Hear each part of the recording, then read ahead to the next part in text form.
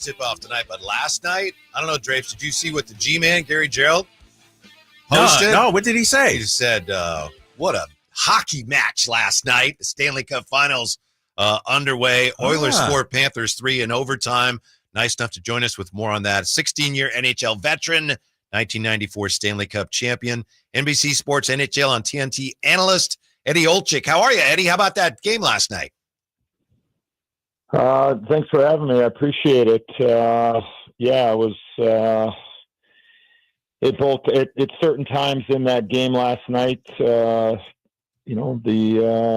each team had the opponent on the ropes and weren't really able to finish it off. Especially Florida, because of the 2-goal lead that they had in the second period. They had a 3-1 lead, and they had a couple of unbelievable chances to get some separation, to make it 4 or 5-1 and really give yourself some breathing room. But Stuart Skinner, the goaltender for the Edmonton Oilers, played really well and gave his team an opportunity to get back into it. And then the best player in the world, and Connor McDavid, made a couple of great plays. And then Leon Draisaitl, ended up winning it in overtime. So the Oilers have a 1-0 lead, and I've packed for 17 days for our coverage on TNT, so I think you guys know where I'm headed here as far as the next 2+ weeks. Okay. I think this series is far from over right now. Eddie, I was going to ask you, are you going to New York for the Belmont at all? Or are you just out there on the road? What are you doing, man? No,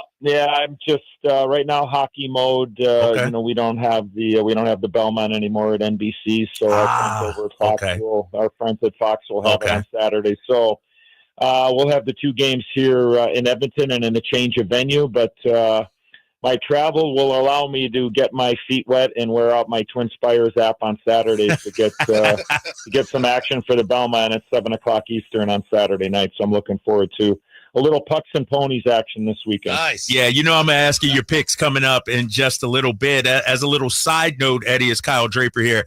I used to work in Boston with the great Bob Newmeyer, who I know you're knew me. None better, and rest in peace, Bob. And he put me onto the ponies and shared a lot. So always think about him during this time of year. As we get back to the Stanley Cup, a rematch from last year. Both these teams were good regular season. Why do you think both of them are here once again in this position? Well, I think both teams are better than they were last year. I think in particular, Edmonton, they're missing one of their top 2-way forwards that got hurt in the last round of the playoffs, and Zach Hyman, a guy that's able to score goals, grind it out, play physical, give you a little bit of a different look. But both teams are relatively healthy, speaking when it comes to the NHL playoffs.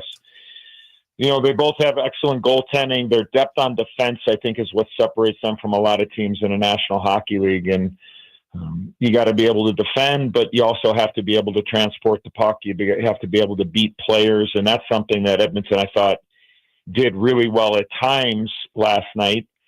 And when they didn't, they had their face up against the glass because of the relentless forecheck of Florida and their physical style.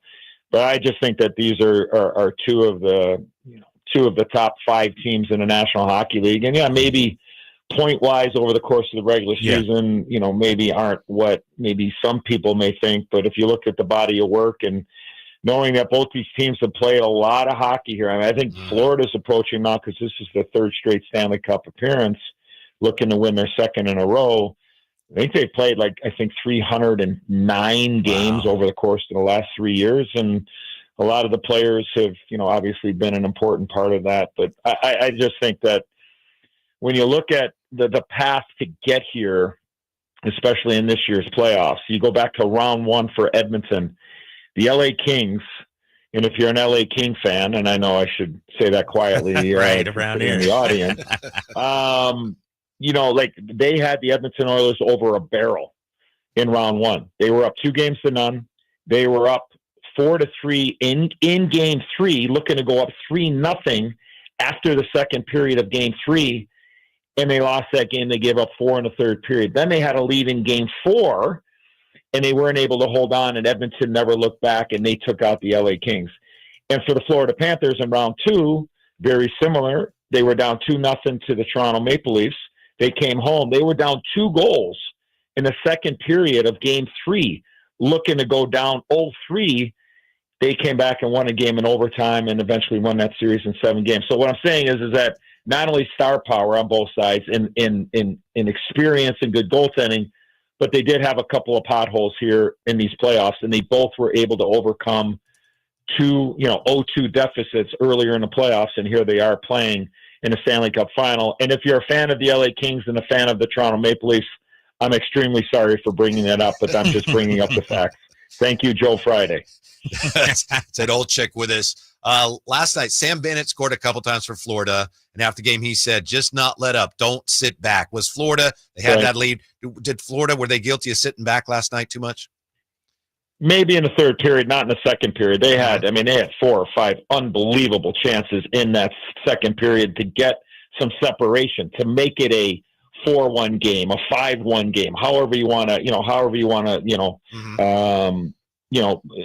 call it out. But when you get great goaltending like that, it gives you every opportunity to win games and to be able to give yourself a chance to win each and every night. And I just think that, Florida they didn't cash in on the opportunities to make it 3 or 4 or make it 4 or 5-1.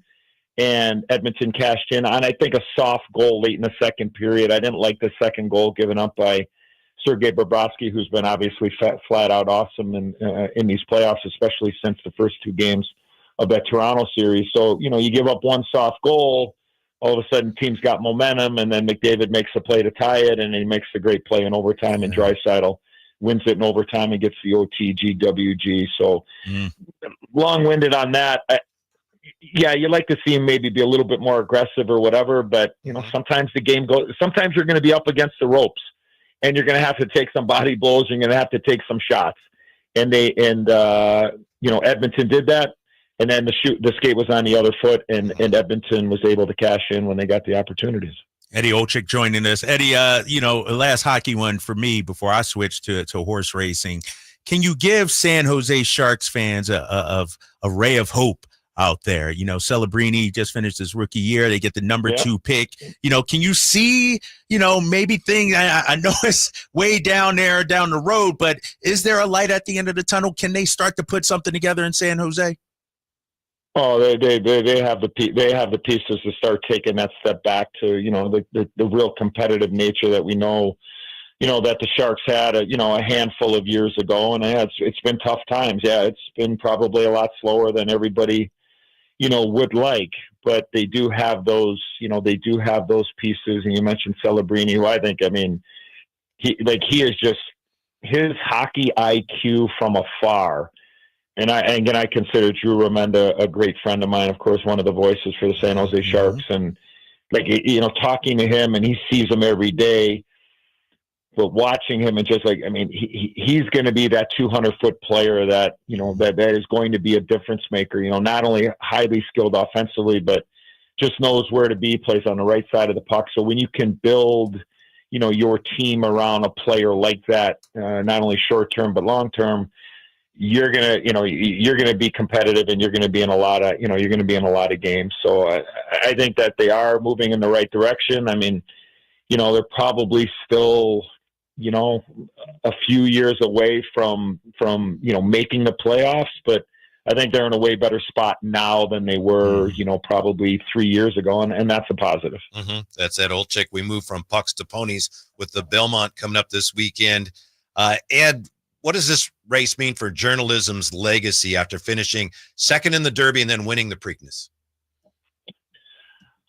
Well, it'd be an unbelievable notch in the belt. There's no doubt about it. For people that, just let people know, usually the Belmont is 1.5 miles and run in Elmont, New York, but they're doing renovations to Belmont, and they're going to be running up at Saratoga Springs, New York, at Saratoga. So they're going to run 1.25 miles only, just the configuration is not really suitable. They ran the Belmont there last year. But I think that, my pick for the Derby on NBC for our Derby coverage was journalism. I thought I think he does breathe different air than all of these horses. I didn't like the ride that he got in the Derby. He got an unbelievable ride in the Preakness. To run him back again, trainer Mike McCarthy, this horse must be doing very well and what have you. You got to use him. He's number 7 in the race. I'm actually going to use the horse that finished 3rd to both Sovereignty and Journalism in the Kentucky Derby, and that's Baeza. He came out of post position 19 at the Derby out of 19 horses. He didn't get the greatest trip, and he really wasn't able to run when he really wanted to open up near the top of the lane in the Derby because of all the traffic. And I think the muddy conditions probably didn't help him at all. Keep an eye on the weather at Saratoga Springs this weekend. It looks like there's going to be a lot of rain Friday, tomorrow, and then into the morning on Saturday. Looks like there's going to be moisture in the track. I don't know how much, but my pick will be Baeza because I'm going to use all 3 of those horses out of the Derby. Okay. And I think Baeza is sitting on a big-time race. He did not run in the Preakness, that being Baeza. Right. Neither did the Derby winner. Yep. But I think Baeza should be a live horse at somewhere around 4-1. My last question, Eddie, and I want to stay right there. Why do you think Sovereignty isn't getting a little more love? If I'm correct, it was a little wet out there at Churchill Downs for the Derby, and it looks like he's the 3rd choice. Why do you think that is? I think that people feel, and again, sometimes when you get the early money, they may be betting that on a fast track, it's Journalism and Baeza and everywhere else. So again, look at if the track comes up off, you got to use them. You do. I'm going to use them for 3rd, but I think just right now the early money is just kind of tending that it's going to be a fast track. But again, we know the weather can change, but it looks like there is going to be some moisture in that track. But my pick will be with the 6 Baeza, 7 Journalism, and I will use the Derby winner, Sovereignty, and the number 2. All right. Ed Olczyk, thank you so much for your time. Enjoy the Stanley Cup. Enjoy the race. We hope to talk to you soon. We appreciate it. So, okay, guys. Thanks for having me. Good stuff. All right, man. Yeah.